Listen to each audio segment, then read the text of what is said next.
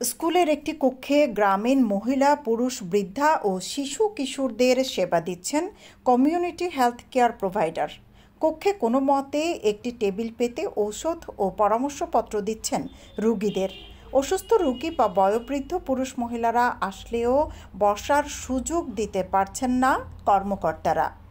বিয়ানীবাজার উপজেলার মুড়িয়া ইউনিয়নের ৯ নং ওয়ার্ডের নওয়াগ্রাম কমিউনিটি ক্লিনিকের ভবন অত্যন্ত ঝুঁকিপূর্ণ হয়ে পড়ায় বিকল্প ভবনে গিয়ে রোগীদের সেবা দিতে হচ্ছে সিএইচসিপিদের। মূল রাস্তা থেকে ক্লিনিকের ভবন নিচু হওয়ায় বর্ষাকালে জলাবদ্ধতা দেখা দেয়। বৃষ্টির সময় ভবনের দেয়াল ও ছাদ চুইয়ে অনর্গল পানি পড়ে। পানি ও পয়ঃনিষ্কাশনের ব্যবস্থাও নেই। তাছাড়া ভবনের দেয়ালে দেয়ালে ভাঙন দেখা দিয়েছে। এতে করে যে কোনো সময় ভবনটি ধসে পড়ার শঙ্কায় রয়েছে। স্থানীয়রা জানান, নওয়াগ্রাম বড়বাড়ির বীর মুক্তিযোদ্ধা টুনু মিয়া চৌধুরীর দানকৃত ভূমির উপর ২০০০ সালে স্থানীয়দের ঐকান্তিক প্রচেষ্টায় নওয়াগ্রাম কমিউনিটি ক্লিনিক গড়ে ওঠে। প্রতিষ্ঠার পর থেকে এখানে প্রতিনিয়ত চিকিৎসা সেবা পাচ্ছেন স্থানীয়রা। কিন্তু প্রায় ২৪ বছর আগে নির্মিত এই ক্লিনিকটি সংস্কারের অভাবে জরাজীর্ণ হয়ে পড়েছে। এই অবস্থায় জরাজীর্ণ এই ক্লিনিকে ঝুঁকি নিয়ে কয়েক বছর ধরে আতঙ্ক নিয়ে সেবা দিয়ে আসছিলেন স্বাস্থ্যকর্মীরা। পরে স্থানীয় নওয়াগ্রাম প্রগতি সরকারি প্রাথমিক বিদ্যালয়ের একটি কক্ষে স্থানান্তরিত করে চিকিৎসা কার্যক্রম শুরু হয়। দ্রুত সময়ের মধ্যে এই কমিউনিটি ক্লিনিকের সংস্কারকরণের দাবি জানান এলাকাবাসী। আমরা এই সীমান্তবর্তী এলাকা কয়েক হাজার মানুষ এই ক্লিনিক থেকে উপকার দিতরা। ডাক্তার সাহেব হল এই ক্লিনিকে আর কাজ করার অনুপযোগী হওয়ায় স্থানীয় প্রাইমারি স্কুলে আমরা এক রুম ভাড়া করিয়া নিয়ে এখানে সেবা কাজ চলে। আমরা পিছনে কয়েকবার এই কমিউনিটি ক্লিনিকটা সরকারের জন্য আবেদন করছি।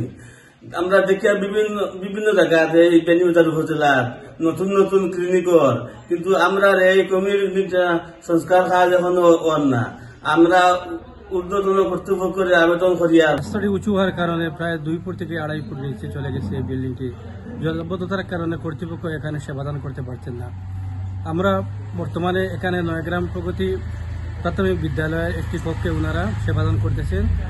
আমি কর্তৃপক্ষের কাছে অবিলম্বে দাবি জানাচ্ছি যে এই বিল্ডিংটি নতুনভাবে পুনরায় বিল্ডিংটি করার জন্য। আমাদের বিয়ানীবাজারে অনেক জায়গায় নতুন ভবন আসছে, এখান থেকে অনেক পুরানা এই বিল্ডিংটি। আমরা বিভিন্ন সময় কর্তৃপক্ষরা আবেদন করেছেন যে বিল্ডিংটি নতুন করার জন্য। আমরা একটা নতুন ভবন দেওয়ার লাগে। কমিউনিটি ক্লিনিকের দায়িত্বশীলরা বলছেন, সপ্তাহে ২৫০ থেকে ৩০০ জন রোগী ক্লিনিকে চিকিৎসা নিচ্ছেন। ঝুঁকিপূর্ণ ভবনের জন্য অন্যত্র গিয়ে সেবাদান করতে হচ্ছে। বারবার সংস্কার করার জন্য আবেদন জানালেও কর্তৃপক্ষ এখনো কোনো উদ্যোগ নিচ্ছেন না। আমি নয়াগ্রাম কমিউনিটি ক্লিনিকে বিগত ৫ মাস আগে অতিরিক্ত দায়িত্ব পেয়েছি। এখানে আসার পরে দেখলাম, যেহেতু রাস্তা থেকে প্রায় ২ ফুট নিচে আমার কমিউনিটি ক্লিনিক, এখানে জলাবদ্ধতা প্রায় ১ ফুট পানির নিচে চলে গেছে। পরবর্তীতে আমরা স্থানীয় কমিউনিটি গ্রুপের সাথে আলোচনা করে আমরা পার্শ্ববর্তী স্কুলে একটা পরিত্যক্ত ভবনে আমরা মালামাল নিয়ে এখানে যাই এবং ওইখানে আমাদের সেবাদান কার্যক্রম চলতেছে।